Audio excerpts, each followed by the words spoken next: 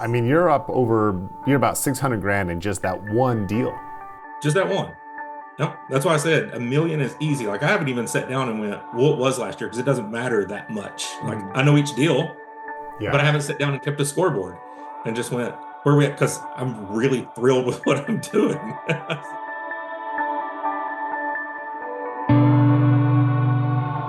All right, everyone, welcome Tax Lien Code family.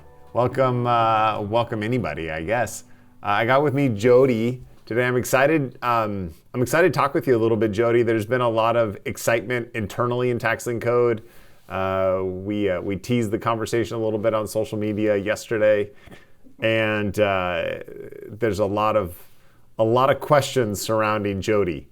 Let's do this thing. All right. So I think that the thing that's caught fire inside of Tax Lien Code and the students and obviously on Discover is, for us at least, you came to the events, I don't know, about a year ago, right? You came to Yep. Summit and Expo, and then we didn't really hear from you. And then you showed up at Symposium, and we started doing the math. Is like, oh my goodness, this guy's made $1 million. Yes. And you were quiet through the whole time. And so many questions around. But let's start with at the very beginning.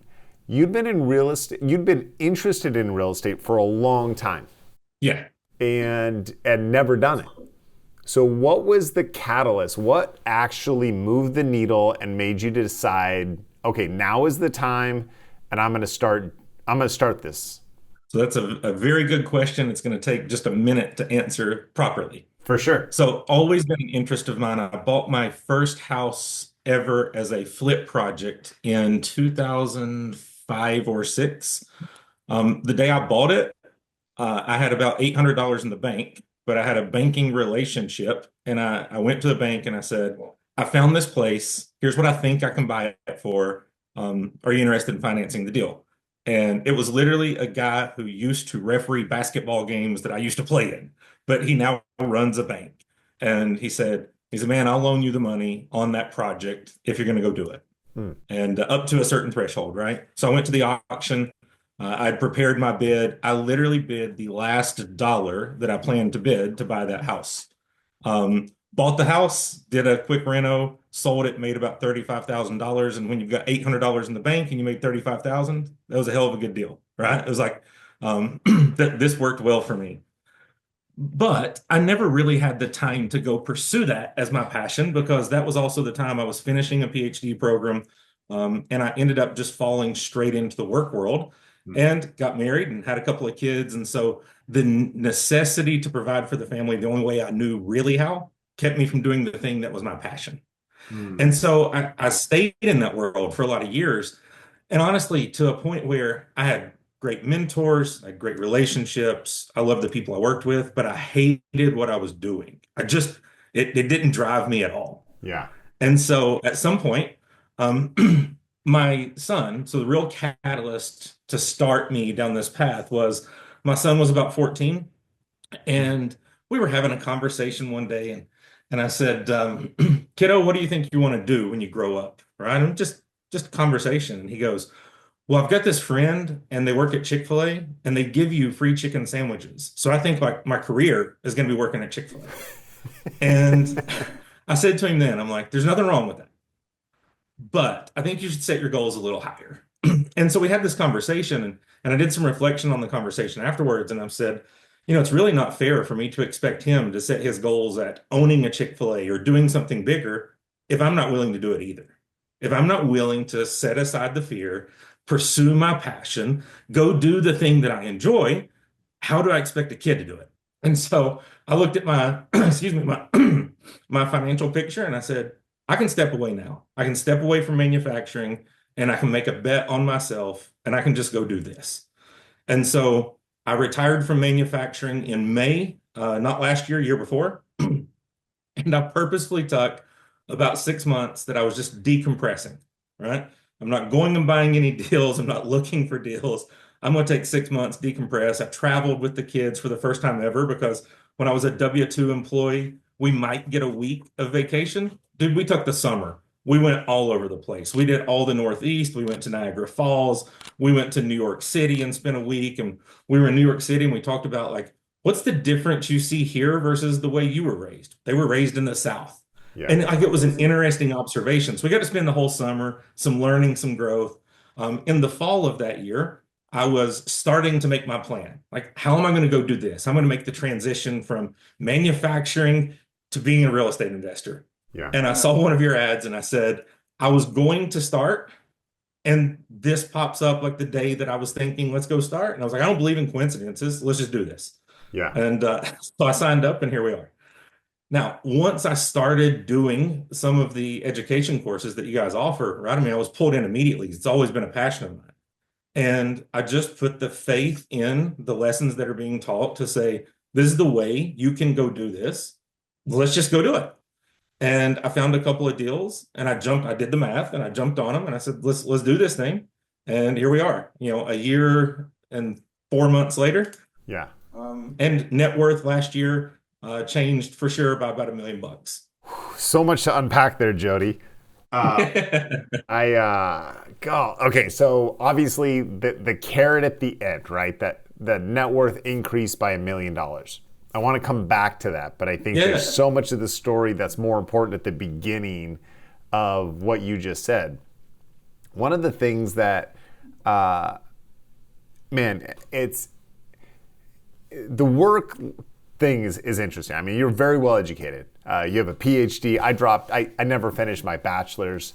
And so from the outside world looking in, and I left college and bailed to do this full time, to be an entrepreneur, to be an investor. But you said you were unhappy. Like you didn't love what you were doing, but that's the carrot. That's the thing that everybody wants to do. In talking with people like you, friends, family, whatever, it feels like people are genuinely unhappy in the workforce. Like I don't talk to too many people that feel fulfilled as a W-2 employee. Why do people stay there so long? It's the golden handcuffs, right? It's the thing about the way to cover the life you have. And it keeps you from pursuing the life you want. Yeah. Right? It's the trap. Okay, hold on. Say that again. It's the thing you do to afford the lifestyle you have. And it keeps you from pursuing the life you want. It's just good enough. There's this, there's a great thing I heard. I'll try to quote it. Have you ever heard of the region beta paradox? Mm-mm. So the idea with the region beta paradox is if things are okay, then okay. If things are really, really bad, that's better than things being just okay because it will force you to do something different, right? So okay. One of the illustrations of it is, let's say you had to go a mile or less. Well, maybe you would walk. But if you had to go 10 miles or more, if the journey was a little longer, well, then you would find a car and you'd actually get there faster. You'd go faster to get 10 miles than you would for 1 mile.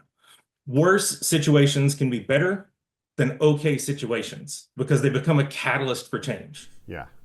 Okay, so the interesting thing, and kids keep coming up in these conversations. You've got, if I remember, you have 2 kids, right? Yep, 2 boys.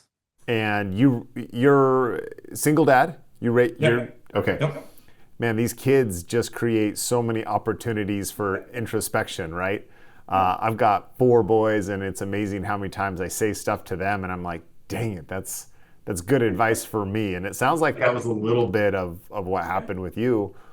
In all of our interactions, I've been impressed, Jody, with how confident you are. What led to that confidence? Like, what created that confidence in Jody? But then also, maybe this is like a multifaceted question.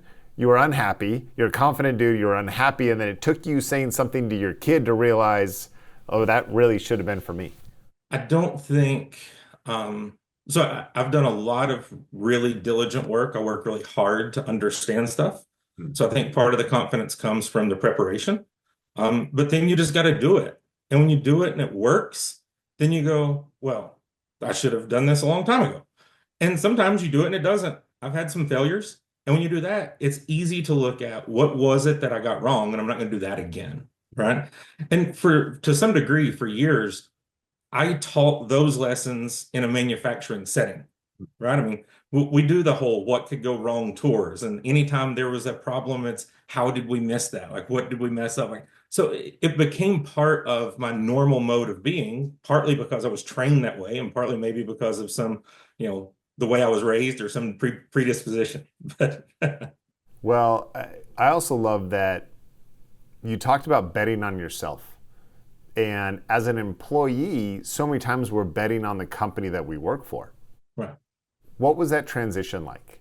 Like, what was the transition like from betting on a manufacturer, an employer, to then betting on Jody? So up until about 2 years ago, I don't know that I would have been able to articulate it very well, but I'll try now. Yeah. I would have said, "Oh, it was easy," or you just, the pure alpha thing. But the reality is, there was a lot of fear around it. I know this stuff works.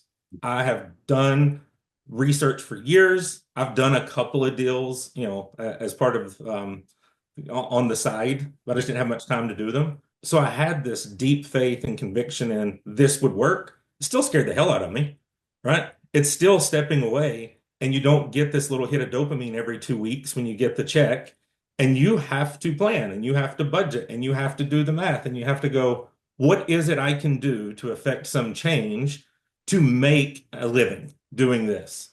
And then you just got to be confident that you know how to do the math. And then you just roll the dice. I don't gamble. I don't go to casinos. Not my thing. But I will take a calculated bet every day of the week On yourself. on myself. I love it. Well, you've mentioned faith a couple times. Where does that come from? It's a good question. So my grandfather was an old regular Baptist preacher in the mountains. So I was saved and baptized at probably 17. Sure. And then again at about age 30, and, just kind of a rededication. So that's a little bit of the background. And then some of it's just trust in systems and in self, and being able to execute things that you've seen and you know about. Well, I mean, you're an interesting case study because you did it back 20 years ago. Yep. And you succeeded. You made 35 grand. And I think most people that did that out of the gate, they would have just recycled that. They would have just, man, I just made 35 grand. I'm just going to keep doing that. Because for most people, especially back in 2005, that's half a year's salary or a paycheck for half a year, right? And you made it on one flip. So why not just keep doing that? But looking back at that experience and realizing, well, I did it before. I did it 20 years ago.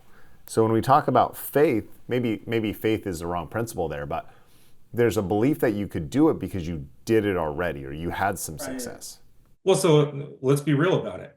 You get a lot of pressure. Number one, I'd spent a lot of money on education. So you get a lot of people around you going, well, why are you doing that? Like, why did you even waste money to go to school, right?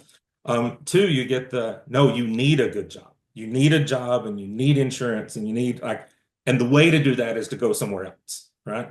So there was no support system around me that believed that this was a way to go do it. Nobody had ever done it in my family or my circle or right? So all of those people are like, hey, you got lucky. Don't go do that again. It's like, and I don't want to bash any of my, siblings or parents or anybody else. It's just that they had been through hard times and they had gotten to a place that wasn't such hard times. And the way they did it was through some other job. And so that was their encouragement is go do that. Yeah. Not go do this. I'll tell you another funny story. So it was such a passion of mine that I used to live in Lexington, so Fayette County, Kentucky. Okay. And the master commissioner sale in Fayette County, the foreclosure sale, happens at the courthouse. One day a week. They publish them online. They did publish them online 20 years ago. So you could do some pretty easy research on properties. I used to do the research. I was a big nerd. And I would go to the commissioner sales without ever really a threat of buying it. Right. Uh-huh. I just wanted to go and learn. Sure. And I was there one day, and I remember this verbatim for probably as long as I live. But there was a house that had a drive-by appraisal that was just over $1 million. And at the time I was married, my wife and I, we went and looked at that house. Not because we could buy it, but you don't see $1 million foreclosures very often. So Yeah. we were interested. So we went and looked at it, 20 foot, marble columns, the whole thing. I did not like the house, but there's $1 million house, it's foreclosure. So we go to the sale. The auction started at $595,000. There was one bid. The one bid was $595,500. The auctioneer even kind of lectured the guy who made the bid and raised it by $500. And he was like, "Sir, this is $1 million house, and you've raised the bid by 500. Like, place a real bid." Yeah. And this guy just looks at him. He goes, $595,500. Record the bid and move on. Right? Nobody bids against him. Guy buys the house. He was probably 60 years old, overalls, and being judgmental. If you just looked at him, you're like, I don't know that he's got $60,000 today, which is what you had to have the day of the sale. You had to have 10%, right? Yeah. So I waited till the sale was over, and I walked up to this guy and I said, "Listen, I'm young. I'm trying to learn. I'm interested in what you just did. Would you mind like explaining to me, like, what was the thought process?" Yeah. And he started laughing. He goes, "Man, I'll tell you." He said, "I built that house." He said, 3 years ago, I was the builder that built that house. He said, "It cost me $1 million to build the thing." He's like, "I know what the house is worth." He said, "I sold it for 1.2 million. And at the time, I told the guy, you're going to lose, like, you can't afford this house. You're going to lose it." He said, "So I've been watching that house." And he said, "I just bought it for 600,000. He said, "I've got it under contract for 1.3 right now." And I was like, "Wait a second. You just made $700,000 on this house?" He said, "Absolutely." And at the time I was like, I'm in the wrong damn business. This is what I should be doing. And I still didn't do it. Yeah.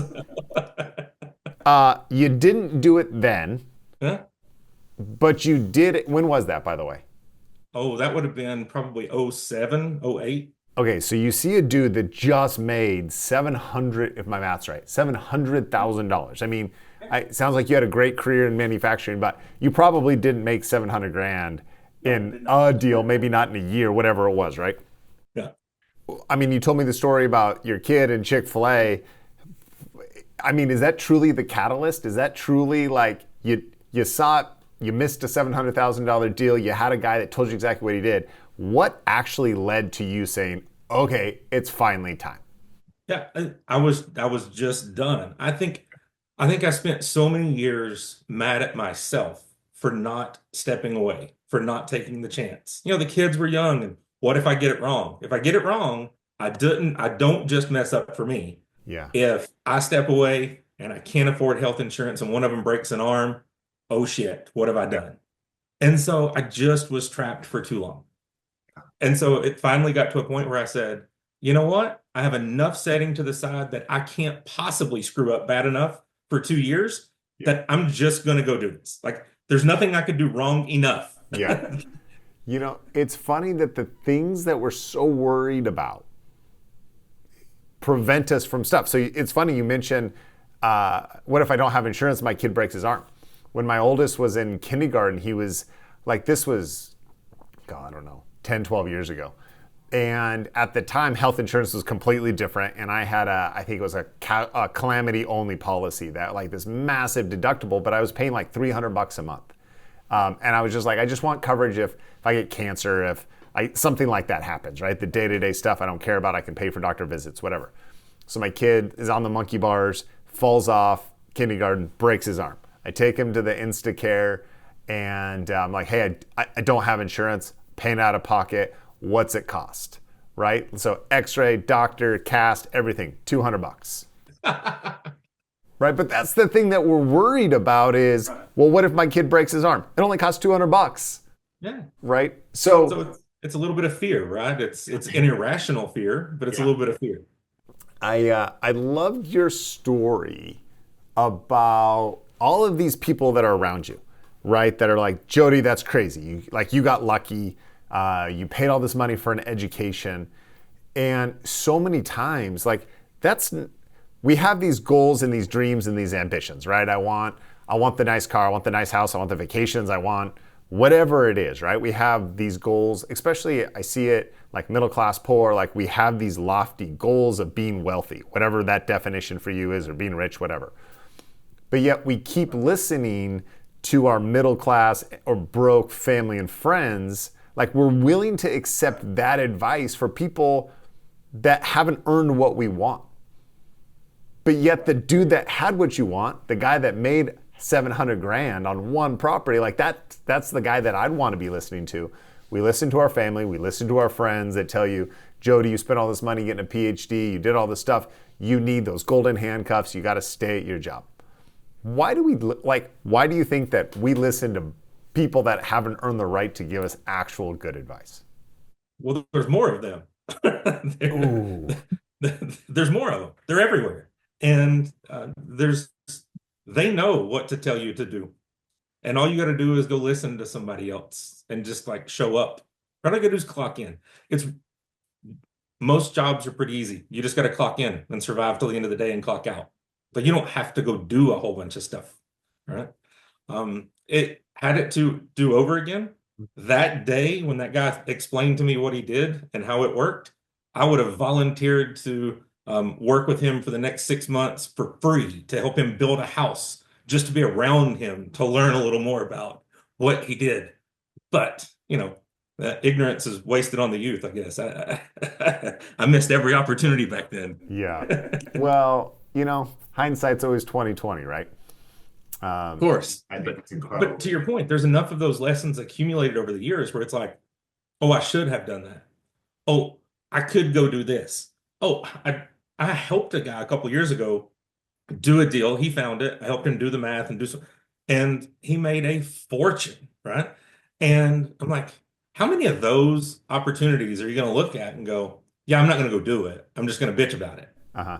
At some point, you're just going to go do it. Like, You hope. I made a decision. I'm going to go do it. Yeah. And I did the burn the ships thing, right? So whenever I stepped away, I said, I'm not leaving this lifeline. I'm not going back in 6 months to manufacturing. I am placing this bet on me. I turned down what would have been another step up organizationally, turned it down a couple months after I left. That would have been a huge salary, would have been the most money I made as a W-2 employee. Yeah. Never even took the interview. Really? Yeah, no, I was done. I'm out. Do you regret it? Not at all. Not at all. I think I did this example in Orlando, and literally just had the opportunity a couple of days ago to share kind of a similar example. But the reality is, let's just unpack the math for a minute. Let's say that as a W-2 employee, you're $200,000. That's your salary. It's a pretty good salary as a W-2 employee. And let's say you do maximum contribution to your 401k and you've got a match. Maybe you put back $30,000 that year. But the reality is most people are going to take the $200,000, they're going to give $70,000 or so to the government straight off the top. They're going to take $130,000 and they're going to live on it. And they're going to buy computers and cars and gas and stuff, right? And their net worth is going to change by something like $30,000. Forget accumulated, previous years, but that year they're going to impact their net worth by $30,000. That's what most people do. Sure. I did it for a bunch of years. Last year, I bet on me, net worth up by over $1 million. That's a big difference. All right, so let's unpack. 30 times difference. Yeah, that would take most people. That would take most people 30 years, is what you're saying. All right, so let's unpack that $1 million, because that's the burning question that everybody wants to know. So take me through take me through 2024. You came to the classes. Yep. You bought. I've got it all in front of me, but you bought some tax liens. Yep. What was the insights that you gained from starting with tax liens? It's a good question. So, doing the first couple of the classes, I had already started to get active. I went and did what I knew to do, which is I can look at foreclosure deals and I can do some flips. And I acquired a couple of those. And I was literally in Kansas City, and I was in Scott Lamb's commercial seminar. And as I'm doing the commercial, I was already kind of working on a commercial deal, but I didn't really know enough about what I was doing.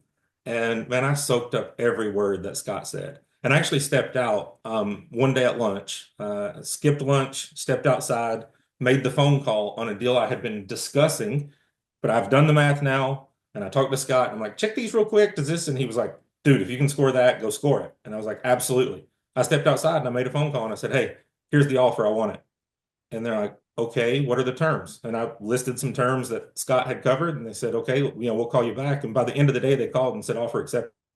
And so I took that apartment building. It was a 10-unit apartment building. I bought it for almost nothing. It was in terrible condition. The owners were struggling. It was high vacancy. I think there was only 6 people in it out of the 10 units when I bought it. And 2 more of the units were trash and people shouldn't have been living in them.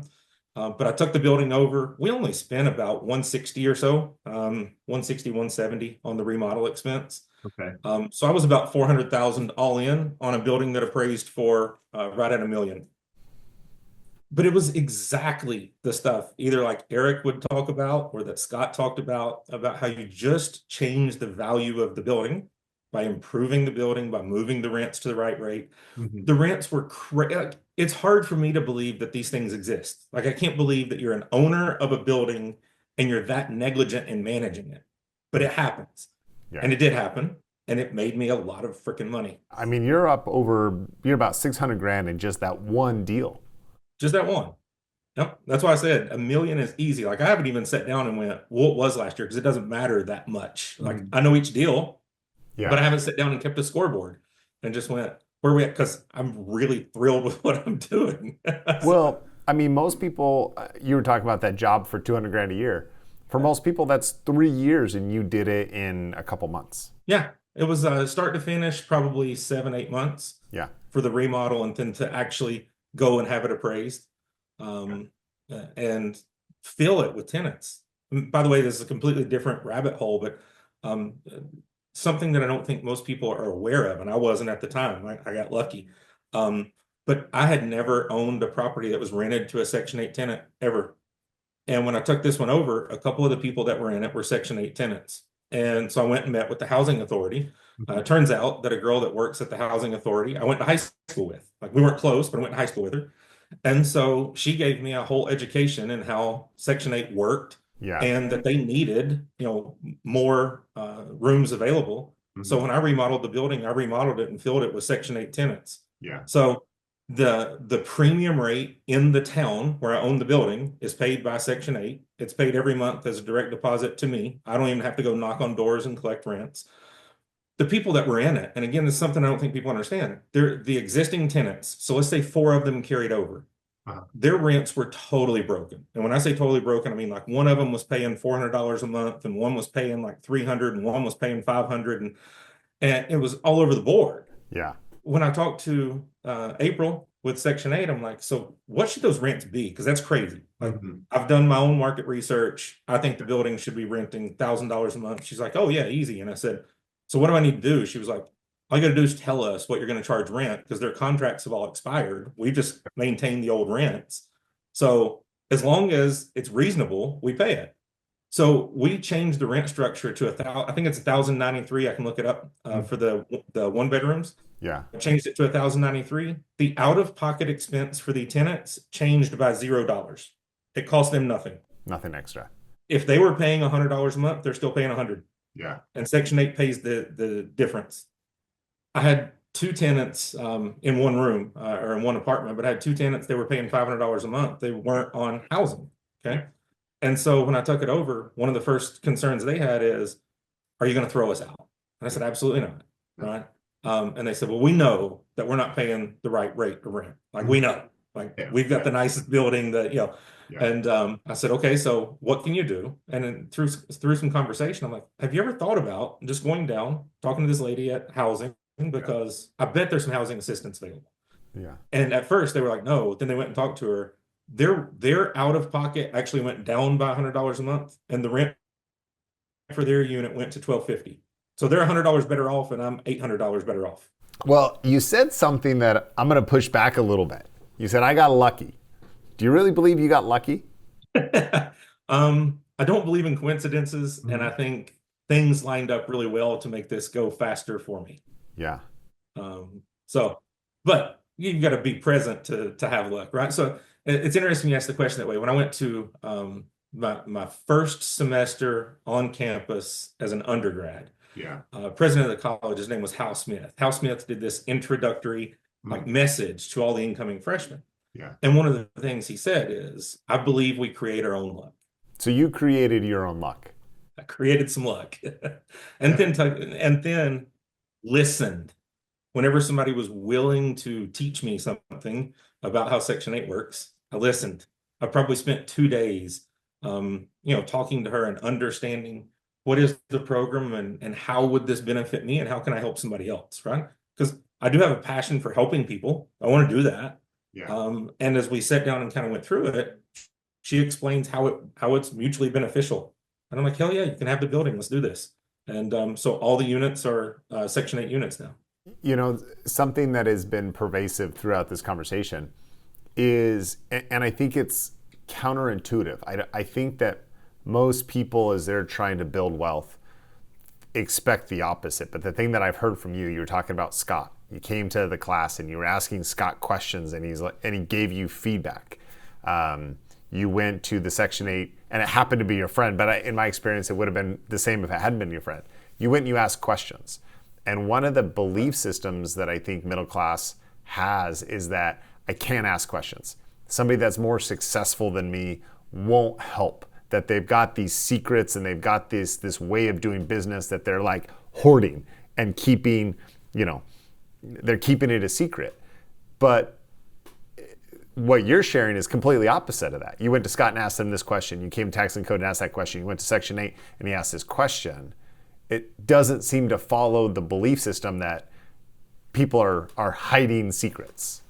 Honestly, that's been a big learning for me over the last 18 months or 2 years.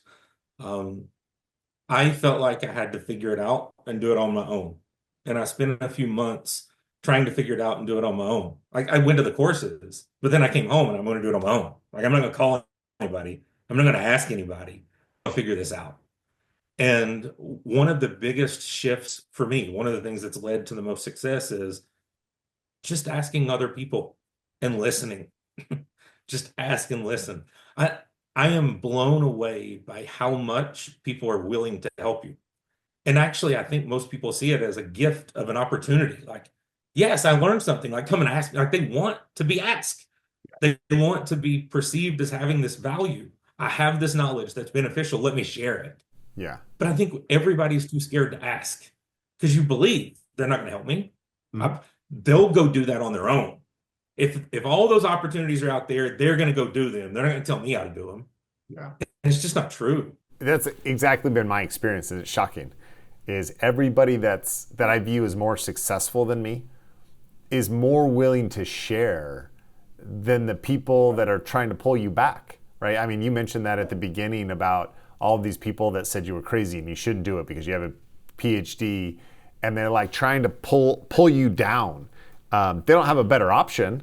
They just say, don't do it because of XYZ. But then the people that are more successful, that have the answers, seem to be the ones that are trying to pull you up to them.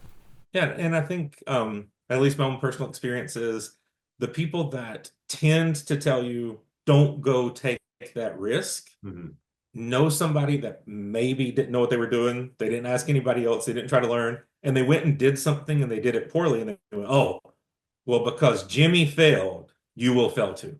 Yeah. It's like, are you sure? Like, maybe we should understand what went wrong and how to not do that. Yeah. Rather than just say it's always going to go wrong.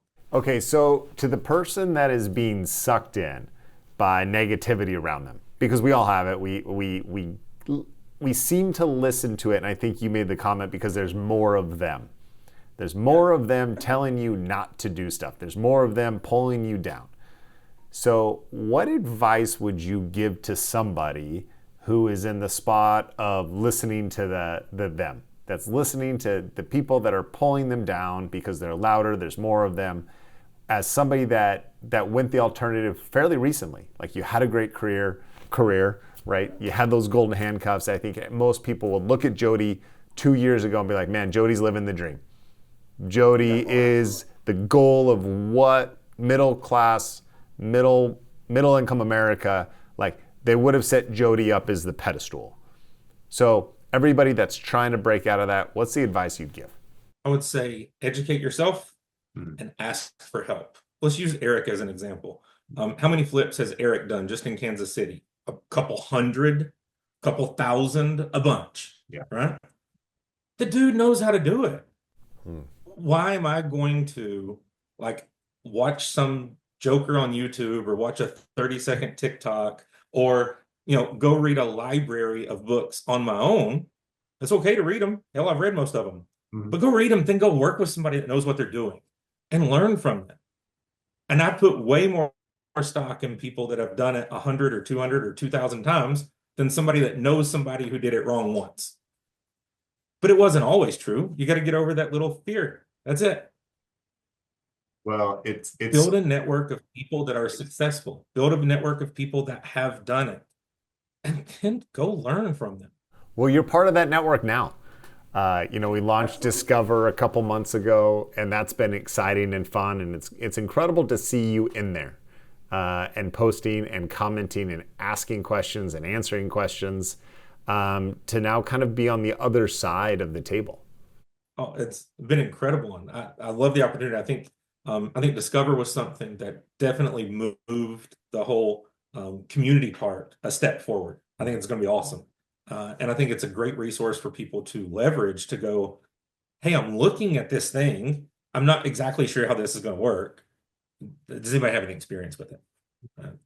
Or to share, hey, I got one that I did really, really bad, and I got one that I did okay. Yeah. Right? Because I've got one I did really bad. That's okay. Yeah. So one last question for you, Jody.